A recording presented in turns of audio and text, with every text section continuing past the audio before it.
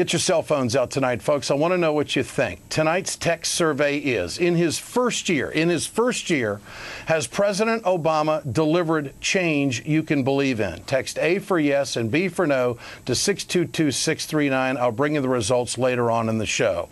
Moments ago, about an hour ago, I visited with White House Press Secretary Robert Gibbs. We kind of got into it. I kicked things off by asking him about Senator DeMint's latest Waterloo comments. Good evening, Mr. Gibbs. Good to have you with us tonight on The Edge Show. I appreciate your time. Happy to be here. You bet. I'd like you to address the comments from South Carolina Senator Jim DeMint today. He referred back to his Waterloo comments, says he wasn't looking for vindication, but he does believe that he gave the call to arms to the independent voters in Massachusetts. And he went so far to say that if the president and the Democrats don't get the message from Massachusetts, it will be their Waterloo. What's the White House response to that?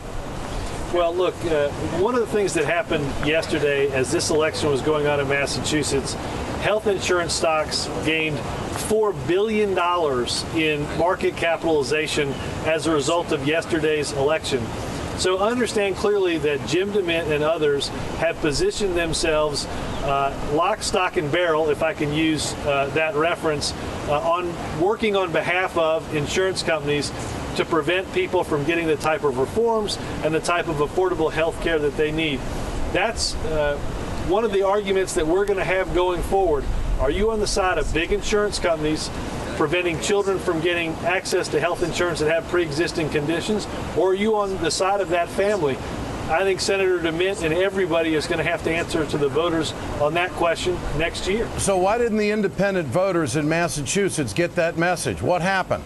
Well, I think there's plenty of blame to go around for what happened yesterday in Massachusetts. The White House will take its portion of that blame. I think campaigns matter. We've got to run stronger, better campaigns, and we've got to put these choices directly to the American people. Does the White House shoulder any responsibility for losing the seat that Ted Kennedy held for over 40 years? I don't think there's any doubt, Ed, as I said earlier, that we bear some responsibility. I think there are many people that do, the Coakley campaign, other Democratic organizations in this town. We all bear some responsibility because, as I said yesterday in the White House, the president was surprised and frustrated to be at this point because we always believed we'd win this seat, and we didn't. Mr. Gibbs, the White House has taken a great deal of criticism from the Democratic base for not being tough enough or strong enough on health care reform and playing into the stall game that the Republicans have enacted that started back in July, actually. And then today, the late news was that Senator Harry Reid says that nothing else is going to be done on health care until Scott Brown, the senator from Massachusetts, is seated, when he has been advertised as the 41st vote to block health care reform. Does the president go along with this strategy to wait for an obstructionist to show up at the United States Senate? Why not move forward?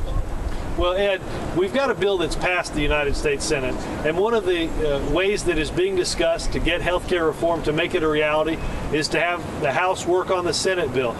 But, Ed, the president agrees that the people in Massachusetts have spoken, whether we endorse that candidate or not. And health care reform legislation isn't going to go through the Senate until Senator-elect Brown becomes Senator Brown. But that doesn't have to stop health care reform, Ed.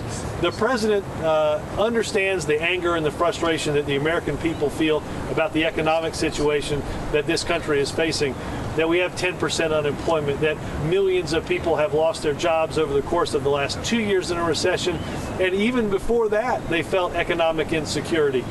The president understands that anger, but that doesn't mean we'll stop fighting for middle-class families, and that we'll stop fighting to make college more affordable, to create clean energy jobs. That's not the message from this election. That's certainly not what the president said. Does the president feel like his base is with him? Because there's been a lot of criticism from the left, and even after this election, he's going to be closely watched on which way he goes, that there was a sellout to big pharma, that this deal with big insurance is nothing but a gift to the insurance industry. Now, hold on, Ed. Let's call a quick timeout here. I'll just take a 20-second timeout. Okay. The insurance companies are fighting what we're trying to do. Well, this can't be a sell. No. Hold on. I know it's the Ed Show, but it's Robert's time for just 20 seconds. Exactly. Okay. No.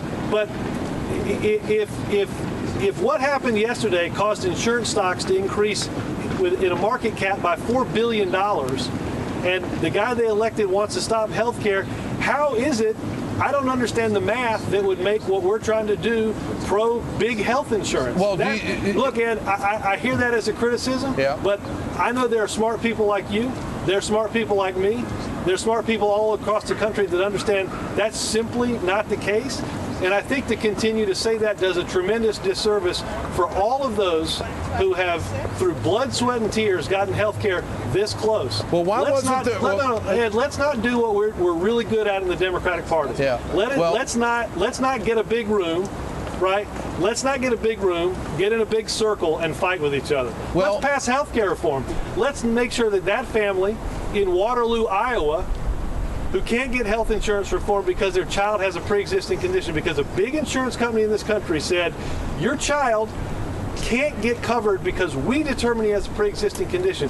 If we get this bill passed before the ink dries on that paper, Ed, that child in Waterloo, Iowa will be able to get health care reform because that insurance company won't be able to say no. And if you think the insurance companies are for that, let me tell you, I've got a bridge I'll sell you for cheap. Well, I'll tell you what, I might take you up on that offer because the left-wing base of this country that supported this president does not believe that this White House fought hard enough for a public option or for a mechanism that would give direct competition to the insurance industry. Now, whether the stocks went up yesterday or not, the fact is that... And if that were the case, why are the insurance companies buying ads fighting health insurance? It's a nice shell game they're playing, Mr. Gibbs. It's a nice shell game they're playing. The fact is... No, wait a minute. Now, let me ask the question. Let me ask the question. Somebody's going to ask you a couple questions. You're a smart guy. I am a smart guy, and I know that 40 million customers are going to be handed to the insurance industry. Is that reform?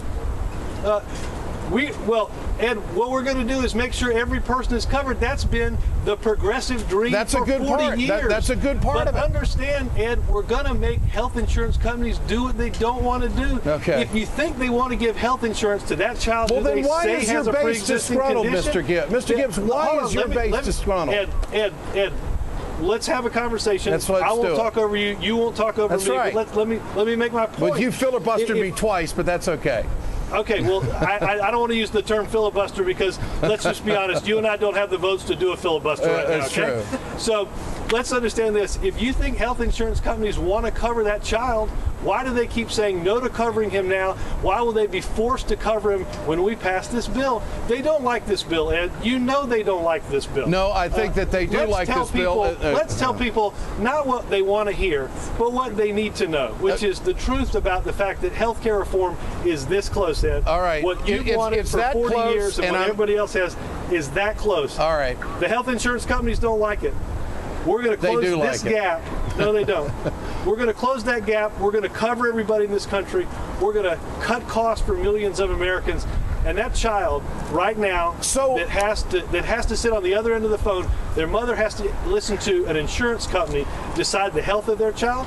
That is never going to happen again. Mr. Gibbs, okay, I'm out of time with you tonight. I wish I could have asked you why there's no public option and why is your base leaving this president.